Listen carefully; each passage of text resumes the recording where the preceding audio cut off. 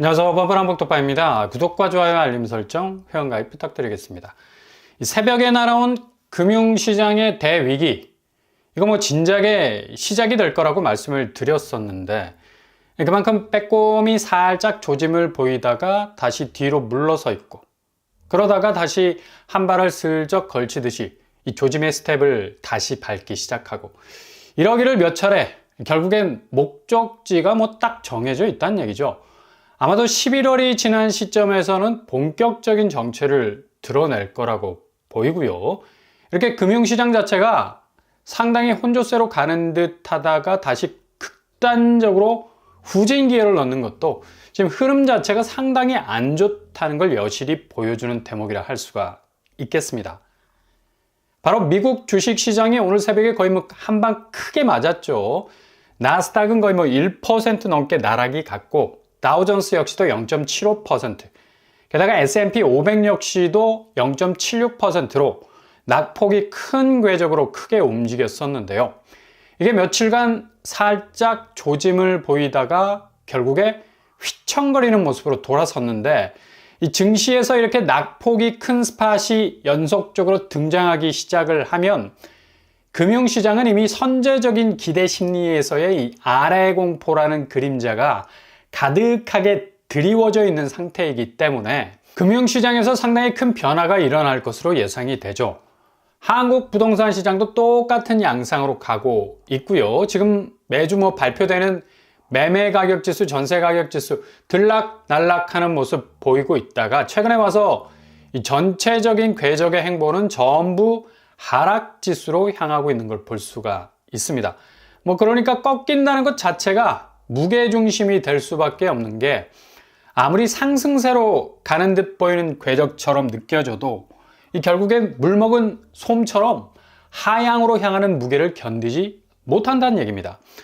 주식시장이 전형적으로 이런 자본의 흐름들이 상당한 이 악재라는 무게를 달고 돈이 날아다니는 곳이기 때문에 자본시장의 이 변동성이 이렇게 자산시장의 변동성과 서로 꼭지점에선 연결이 아주 긴밀하게 돼 있다는 얘기. 똑같이 갈 수밖에 없는 너는 내 운명이 된다는 얘기입니다. 결국 유럽의 반도체 기업 ASML이 실적 발표에서 뭐 거의 충격적인 전망 쏟아내면서 그냥 뭐 반도체주도 엎어지고 전체적인 미국 주가가 뭐 벌러덩 누워버리게 된 건데, 당연히 뭐 AI 관련, 인공지능 관련주는 나락이 갈 수밖에 없었고요. 위험 회피 심리 제대로 발동이 된 건데, ASML이 올해 매출은 30% 정도 늘어난 추이를 보였지만 내년 전망 자체가 뭐 암울한 상황으로 전개가 되면서 기대치를 확 꺾어버리는 수치들이 발표가 됐습니다. 내년 순매출 전망은 300억 유로에서 350억 유로 정도, 내년 전망에 반토막이 나는 그런 예상치 내놓으면서 그냥 주가가 16% 이상 빠지게 되는 사단이 벌어지게 된 거죠. 그만큼 반도체 업황이 상당히 낙관적이지 못하다라는 전망이 나왔습니다. 그러니까 당장의 매출은 뭐 30%를 뛰어넘는 허들을 날아다니는 실적을 냈지만 반도체 산업 분야가 미래 먹거리라서 당장 내년 매출 전망이 악화될 거라는 예상이 나오자마자 고스란히 날개가 꺾여버린 건데, 당연히 뭐 관련 기술주들, 엔비디아, TSMC 등등등 영락없이 물을 먹어야 하는 상황이 발생을 했습니다. 이거 지금 국내 아파트 상황이 교묘하게 맞물려 있는 게, 부동산 시장 역시도 지금 호가장세로 뭐 최후의 일전을 준비하면서 버티고 있는 것 같아도 갈수록 태산이라는 얘기죠. 대출 규제가 더욱 타이트하게 전개가 될 거고, 오늘 당장 코픽스 금리까지 올랐습니다. 그동안 코픽스가 계속적인 하락세 보이면서 은행주담대, 특히 코픽스는 변동금리에 적용이 되는 금리죠. 대체로 대출 수요들이 고정금리보다 변동금리가 더 유리하다고 판단, 8월에 10조가량 가계대출을 실행을 시킬 때 내려가는 코픽스 보고 변동금리의 선택지를 정했었는데, 이거 뭐 눈탱이 밤탱이 맞게 생겼습니다. 이게 코픽스가 다시 올라가게 되면 주담대 금리, 변동금리 특히 다시 오를 수밖에 없죠. 특히 뭐 오르는 속도도 뭐 상당히 지금 뭐 가파른데, 코픽스 금리까지 다시 올라가게 되면 이건 뭐 앞으로가 더 엄청난 금리 충격이 올 수 있을 가능성 높아질 수 있고요. 그냥 뭐 거의 삭풍을 맞을 수 있는 상황에 처할 수 있다는 얘기죠. ASMR 네덜란드 반도체 주식이 16% 이상의 낙폭으로 크게 출렁거린 이유처럼 앞으로의 전망들, 뭐 자본시장이나 자산시장 더 하드해질 수밖에 없다는 얘기. 그래서 지금 부동산 시장의 전망도 밝지 못하다는 얘기고요. 그냥 고스란히 2달간의 상승분 다 내어줘도 너무 모자란다는 얘기죠.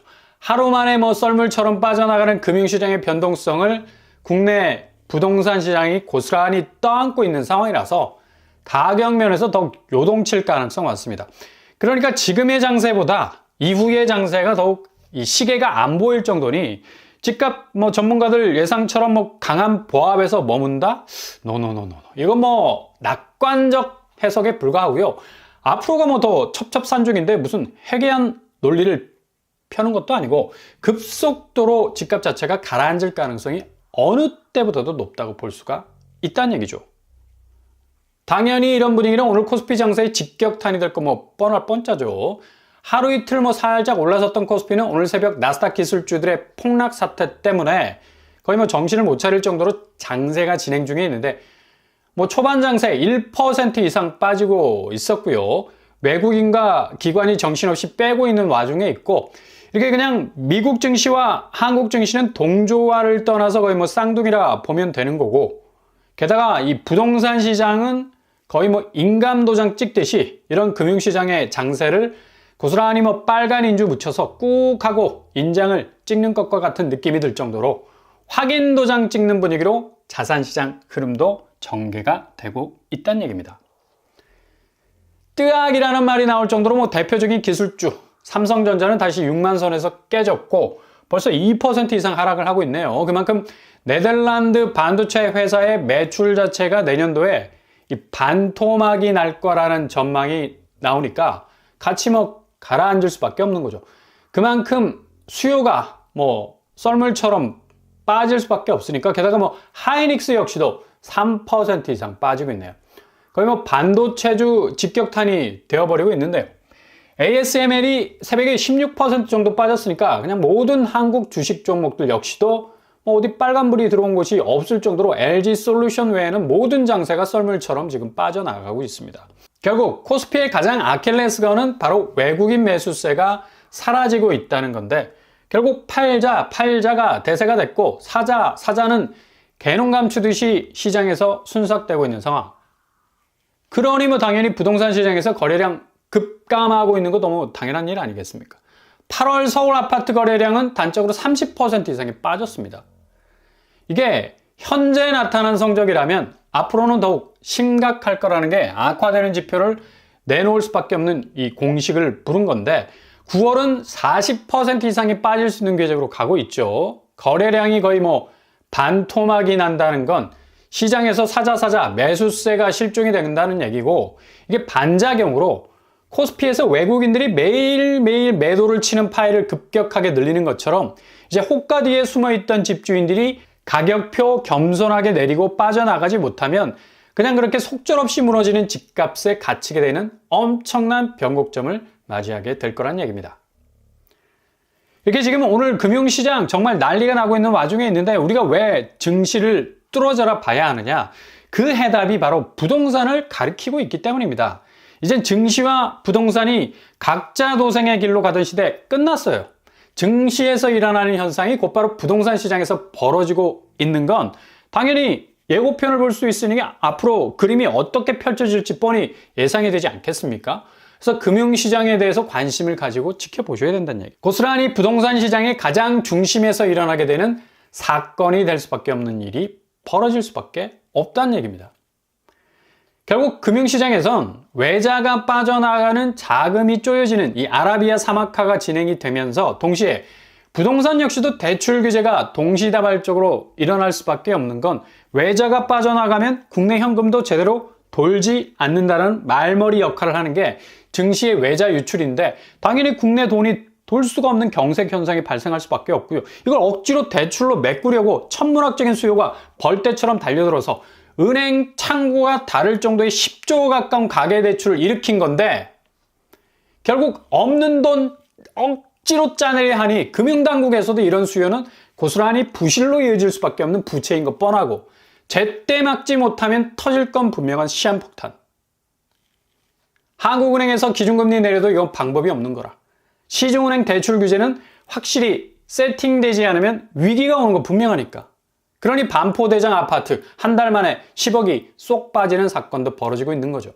아크로 리버파크 최근에 51억에서 40억으로 빠졌습니다. 급격한 가격 변동을 보이는 추세이기도 한데 이거 자세히 뜯어보면 최고가 51억은 아직도 미등기야. 근데 9월 20일에 거래가 된 10억이 떨어진 거래는 거의 뭐 빛의 속도로 등기가 되어버렸죠.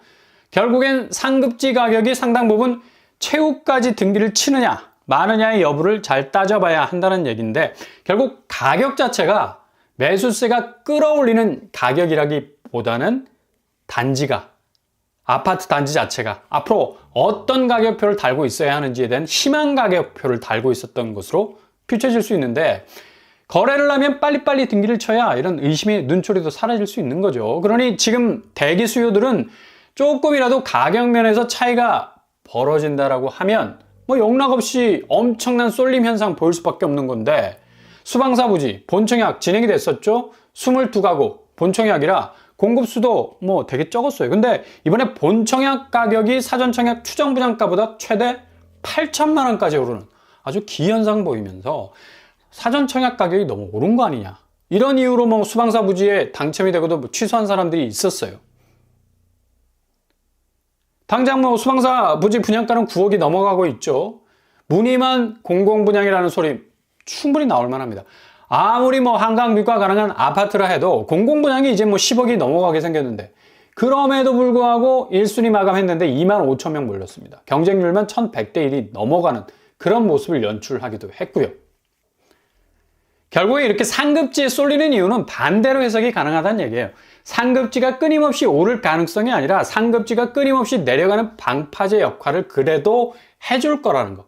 그러니까 최후의 보루, 집값의 상쇄 효과가 결국엔 모든 가격표를 바꿔놓을 텐데 그래도 상급지는 낙폭이 그리 크지 않을 거라는 위험 회피 심리라고 말할 수가 있겠죠.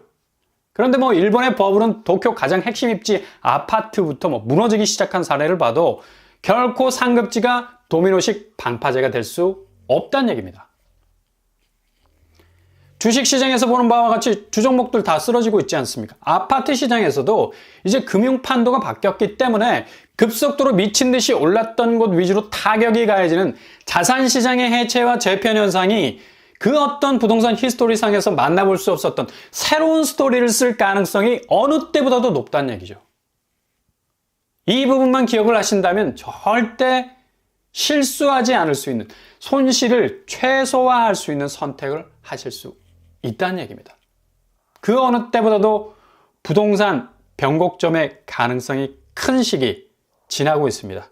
정말 우리 두 눈으로 봐도 믿겨지지 않는 드라마틱한 일들 벌어지게 될 거니까 잘 관망하시면서 지켜보실 수 있길 바랍니다.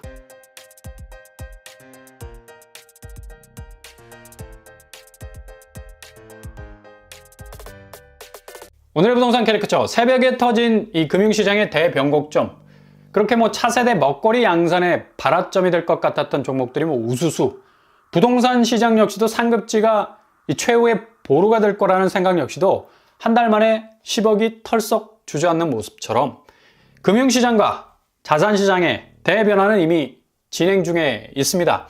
얼마나 드라마틱한 일들이 벌어질지 지켜보시면서 이후의 틈새 잘 노리실 수 있길 바랍니다. 오늘도 응원합니다. 항상 여러분의 길이 꽃길만 되실 수 있길 바랍니다. 이상으로 뻔뻔한 복독방을 마치겠습니다. 구독과 좋아요 부탁드립니다. 감사합니다.